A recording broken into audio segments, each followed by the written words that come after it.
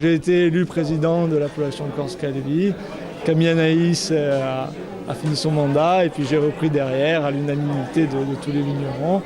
Donc, je suis assez jeune, donc c'est un peu impressionnant au début, mais il y a des enjeux. Il y a des enjeux d'un point de vue économique où il faut essayer de porter encore plus l'appellation Corse Calvi à l'étranger. Il faut essayer de communiquer, ne pas juste se contenter du marché local, mais essayer maintenant de profiter de cette demande mondiale des vins rares avec une typicité, un caractère qu'ont les vins corses et les vins de Calvi. Et essayer maintenant d'aller voir plus loin et de développer, vraiment de s'ancrer sur nos terroirs. De l'avis de tout le monde, des vins de Calvi qui continuent à progresser, en goût.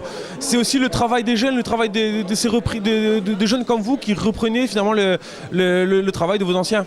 Oui, en fait, nos parents, on est plusieurs jeunes vignerons à reprendre, nos parents ont vraiment fait le gros du travail. Ils sont arrivés dans une période où les vins corses avaient du mal à se vendre, avec très peu de notoriété.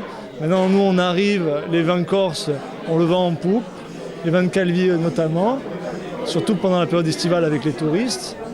On arrive à une réputation, maintenant c'est à nous de faire prospérer les domaines, d'évoluer, d'augmenter la typicité, de rechercher des terroirs un peu plus profondément, d'ancrer et de continuer le travail qu'ont engagé nos parents.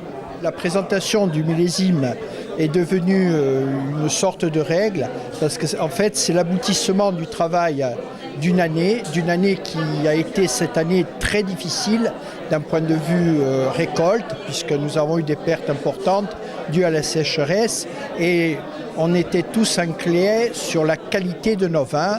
On est maintenant pleinement rassurés parce qu'il y a une belle homogénéité qualitative dans le vignoble de Balagne. Et pour une année difficile, je pense qu'on s'en sort très bien. Cette année, ça a été très difficile de faire, par exemple, naturellement des rosés clairs, comme ceux que vous avez sur la table, des blancs fruités.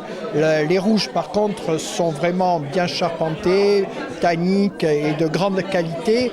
Le millésime en finale a été bon, mais ça a été un des millésimes peut-être les plus difficiles de ces 30 dernières années. Quelles notes pouvons-nous trouver cette année dans les rouges pour commencer ? Bon, ça c'est assez difficile à définir sur les caractéristiques organoleptiques, aussi bien sur les sensations olfactives et voire structurelles, à défaut du visuel. Mais ce qu'on peut dire, c'est qu'on retrouve toujours les mêmes prémices, un ensemble souvent de fruits à chair rouge et noire, notamment sur cette couleur-là, avec des sensations d'épices, des belles structures, des belles matières, quelquefois avec là aussi des grandes ampleurs, pour ne pas dire des envolées lyriques sur certaines cuvées de certains vignerons, bien entendu, dont j'en garde le secret. Et toujours de très bons blancs ici aussi. Toujours le Vermentine particulièrement offre une panoplie extraordinaire. On sait que c'est le cépage, un des cépages rois de toute la Corse et plus particulièrement de la Balagne, avec des sensations de fraîcheur, de tension, de typicité, sans aucune mesure, avec des influences des essences environnantes souvent qui font et déterminent la qualité de ces vins. Et enfin le rosé, toujours très remarqué ici. Remarqué toujours avec une expression un petit peu de tendance, donc, mais avec un peu moins de technicité, de technologie, mais qui offre derrière une plus grande trame, une plus grande empreinte, avec un fond de vérité qui commence à se déceler, et ce n'est pas pour déplaire à nous consommateurs et professionnels.